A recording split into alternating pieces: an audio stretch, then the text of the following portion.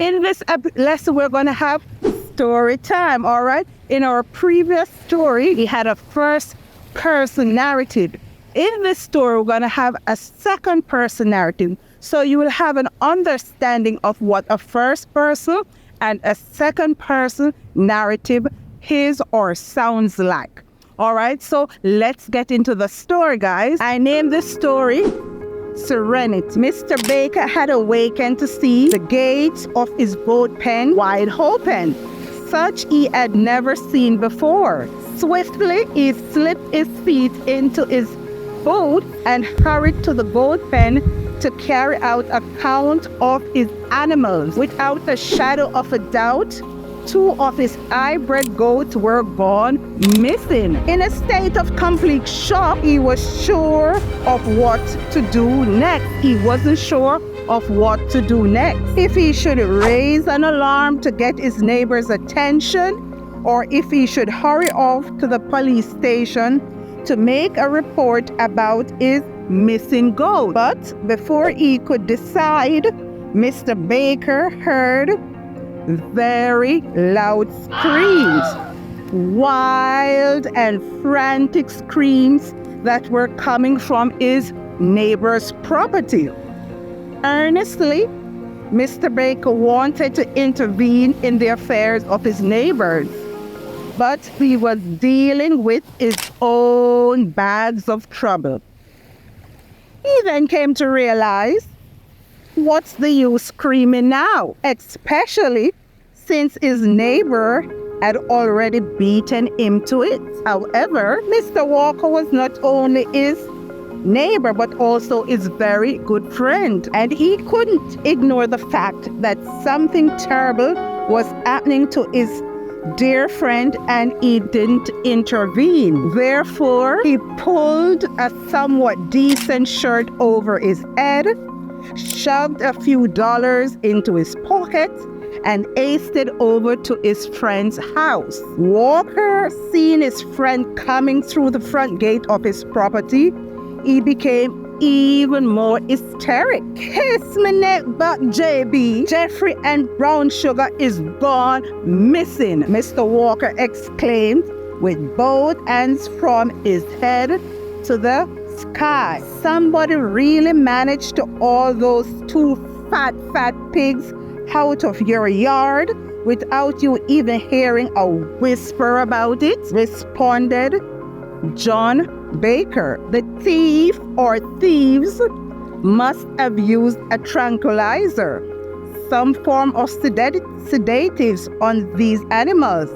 He continued, look at me. You're not the only one this Friday morning as greeted with bad news, Mr. Baker then said, sighing. I woke up this morning to find the goat pen wide open and Betty and Lily gone away like the early morning dawn. He went on to inform his neighbor. Oh my Lord, what is this world coming to? Walker exclaimed. Jeffrey and Brown Sugar, Betty and Lily just gone like that? He continued, while removing his hands from his head to now hugging the nape of his neck. I'm going to see the police. I'm going to the police station right away, Mr. Baker said. What are you going to do about your situation? Baker then asked with a saddened face. I'm going to look for that damn thief and kill him because Jeffrey and Brown Sugar can't hide,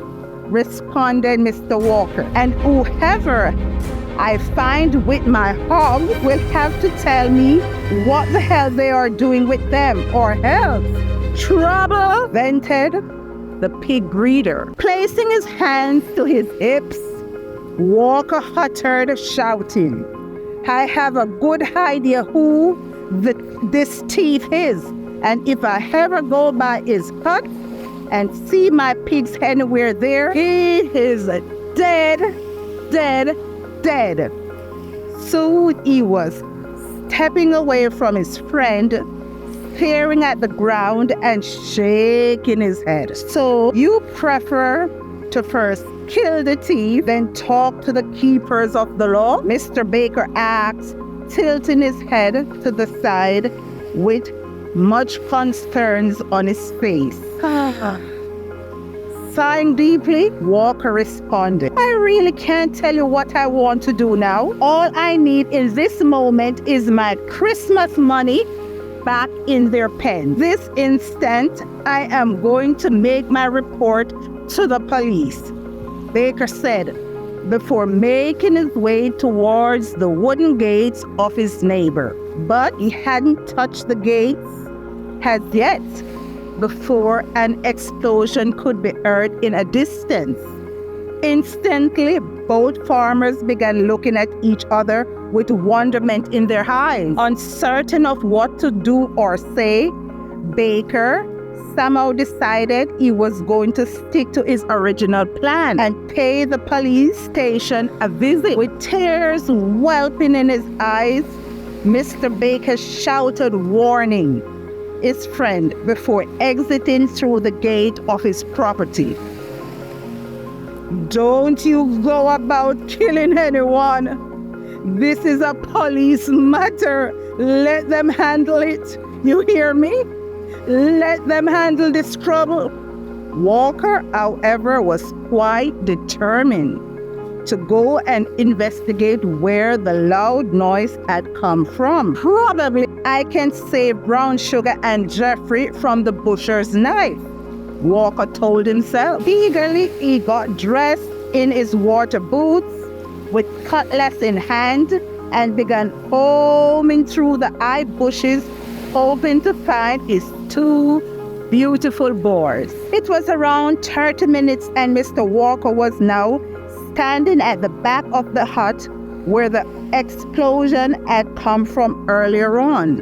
But there were no signs of his pigs or his friends' goats anywhere there. Walker, however, thought the crook could have his animals inside of his hut, not caring to draw too much attention or eyes towards his dwelling place. But Mr. Walker knew if he placed both index fingers between both lips and started whistling, the pigs would come running towards him. And if he called the name of Betty and Lily, they too would come running towards him as well. However, Walker's friend, Mr. Baker, nor the police weren't back on the scene as yet. Their return was taking too long. Mr. Walker had now gone impatient, and within an hour, his bravery took over. The machete between his armpits and his rib cage, Walker placed 2 fingers between his lips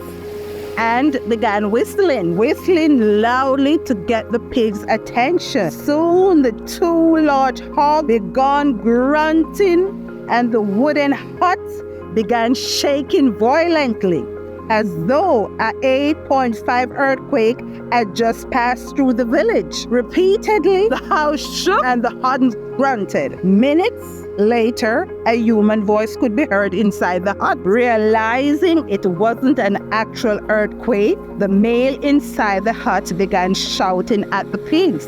"Shut your asses up," said, while kicking and slapping the very large animal. Not long after, Mr. Baker and the 3 policemen could be heard coming through the bushes with guns in hand. Come out of here with your hands up in the air," the officer shouted again and again. Few seconds later, all they could see were flames and smoke escaping from between the cracks of the 8x7 board structure. Then suddenly the raw orange flames came popping up from everywhere. "My God Almighty, they are going to barbecue Brown Sugar and Jeffrey alive," Mr. Walker shouted frantically while rushing towards the blazing hut. Quickly, one of the police officers pulled him back. The animals could be heard painfully squealing and grunting, but none seems to be making an escape from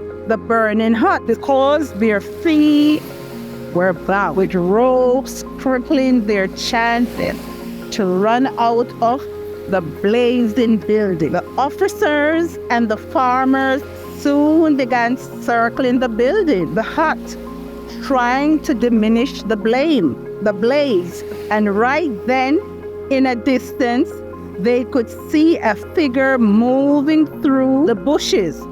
Further and further away he went, and faster, with smoke trailing behind him. "That's the son of a bitch. That's the goddamn thief," shouted Mr. Walk. And not before long, he began making chase with his machete, still in hand. Don't chop him! His friend, Mr. Baker, shouted, following close behind. "Hey, you pile of garbage!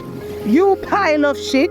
You better stop right now," Walker shouted. But the culprit only began running faster and faster like a jaguar in heat. However, one of the law enforcement officers just couldn't outrun. The officer's foot betwixt his feet, gripping him and sending him landing to the ground, along with 2 punches to the face. The culprit was now firmly subdued and breathing heavily like a wild hog who had just escaped the jaws of a mountain lion. Finally, handcuffs were now fastened tightly on the hands of the hog and goat teeth. Filled with frustration, Officer Nugent angrily asked, "What the hell is your name?" Grasping for hair as if he had just finished running a marathon, the predal larcenist, the agriculture thief, answered, "Serenity Johnson, sir."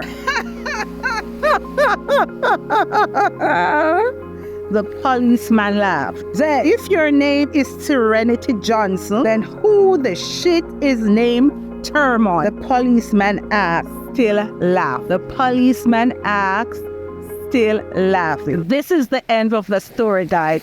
I hope you enjoyed this story. Please look for the literary devices. This is a second-person narrative, as I stated before. My name is Constance. Please like, subscribe, and share, and notification bell, so whenever I post the video, you will be the first to have it. I look forward to seeing you in my next class. Until then, bye-bye.